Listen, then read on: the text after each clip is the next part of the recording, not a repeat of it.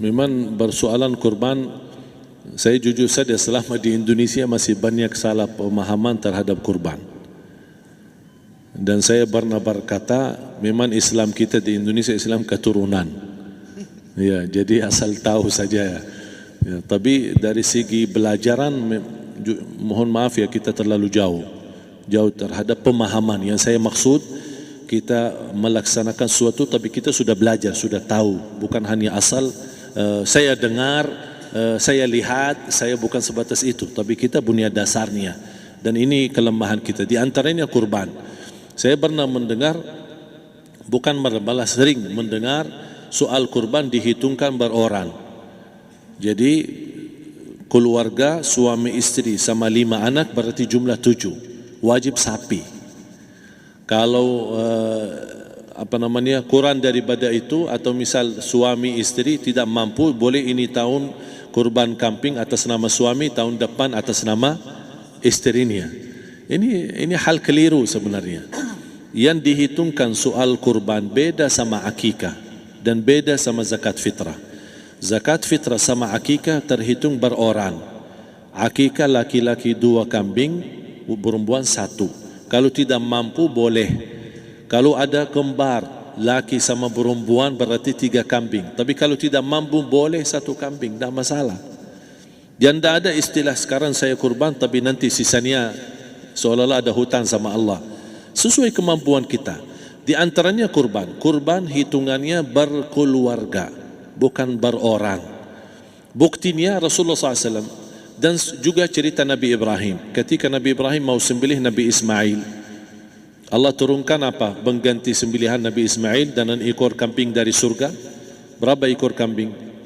1. Padahal Nabi Ibrahim punya istri 2 dan anak. Ada istri Siti Hajar dan Sarah. Kemudian anaknya Ismail dan Ishak. Berarti semuanya berapa? 5. Kenapa Allah tidak turunkan 5 ekor kambing? Karena hitungannya memang 1 keluarga.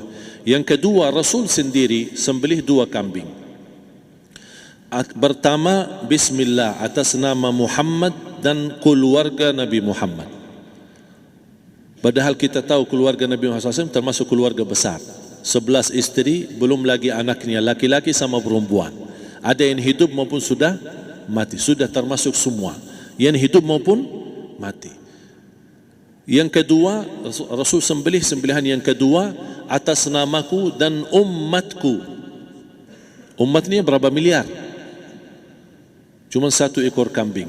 Kenapa Rasulullah SAW berkurban atas nama dirinya dan umatnya? Saya mengambil salah satu di sini tanda sayangnya Rasul kepada umatnya. Jadi saya selalu berkata, orang miskin yang tidak mampu berkurban seharusnya bangga di hari kurban, karena Rasul sudah kurbankan duluan atas nama dia. Jadi terima kasih ya Rasulullah, ingatkan kita. Yang kita tidak mampu, Rasul sudah. Bahkan kalau Rasul sudah kurban atas nama umatnya yang tidak mampu, berarti sudah terkabul. Kita aja belum tahu kabul atau tidak kalau kita berkurban. Tapi kalau Rasul sudah terjamin makbul. Oleh sebab itu hitungan kurban itu adalah 1 keluarga. Misal, bapa punya istri, punya anak.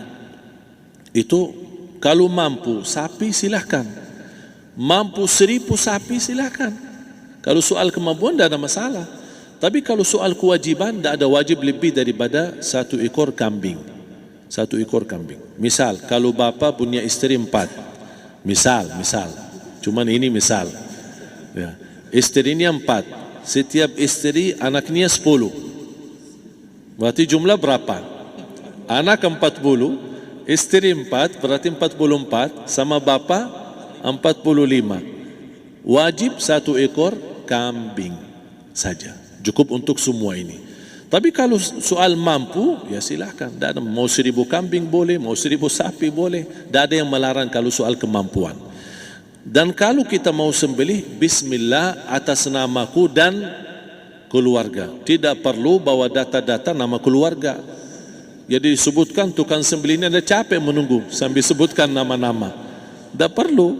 Udah Bismillah atas namaku dan keluarga. Termasuk kata atas namaku dan keluarga, termasuk orang tua yang sudah meninggal.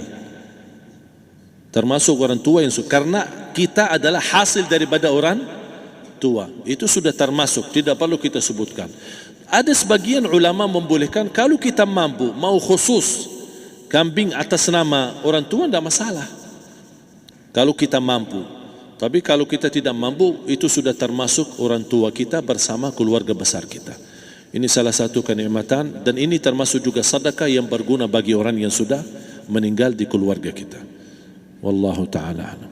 Dan juga masalah panitia, bisa kita mewakili. Kalau kita tidak mengerti sembelihannya dan tidak mengerti cara bagiannya. Tapi ada satu sunnah yang termasuk kehilangan sunnah ini, adalah banyak yang tidak mau makan dari hasil kurban. Padahal itu sunnah Rasul. Dari akikah boleh makan, dari kurban pun boleh makan. Bahkan sunnah SAW dibagi 3. Sepertiga pertama dihadiahkan. Maksudnya kata dihadiahkan kepada orang kaya. Misal tetangga saya tapi orang kaya, dia bukan miskin, tapi boleh saling hadiah. Karena inti daripada hadiah silaturrahim. Ada keluarga kita termasuk mampu, tapi saya kasih, ini alhamdulillah saya sembelih sapi. Barangkali dia tidak mampu, cuma sembelih kambing. Udah, kita dapat daging kambing, dia dapat daging sapi. Tapi dengan niat hadiah, bukan sedekah. Karena dia bukan orang miskin yang menerima sedekah. Yang sepertiga yang kedua adalah sedekah. Sedekah itu termasuk orang miskin. Yang ketiga, kita makan sendiri. Bahkan Rasulullah SAW selepas Idul Adha, beda sama Idul Fitri. Sebelum Idul Fitri dia makan kurma, meyakinkan batalan puasa. Tapi kalau Idul Adha tidak makan dan minum sebelum salat, kenapa? Bukan berarti tidak boleh.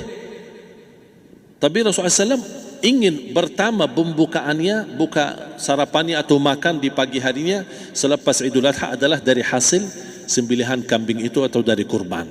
Jadi kita sebagian sedikit. Tapi kalau kita merasa alhamdulillah rezeki saya banyak di rumah, alhamdulillah banyak ada makanan, mau sedekahin semuanya, semua mau sedekahin, tidak masalah. Tapi yang saya maksud, kenapa tidak kita sekali-kali hidupkan sunnah Rasul? Jadi sebagian, walaupun ada sebagian sedikit lah, buat istilahnya sama sedikit porsi nasi atau apa, karena kita berhak sebagai kita kurbankan lillahi ta'ala, kita berhak menikmati kurban ini yang lillahi ta'ala supaya kita mendapatkan keberkahannya, bukan hanya orang lain. Terus yang kedua ada masalah pembayaran. Kalau kita wakili panitia, boleh kita pesan sama panitia, tolong sedikit dari kurban saya minta buat saya makan.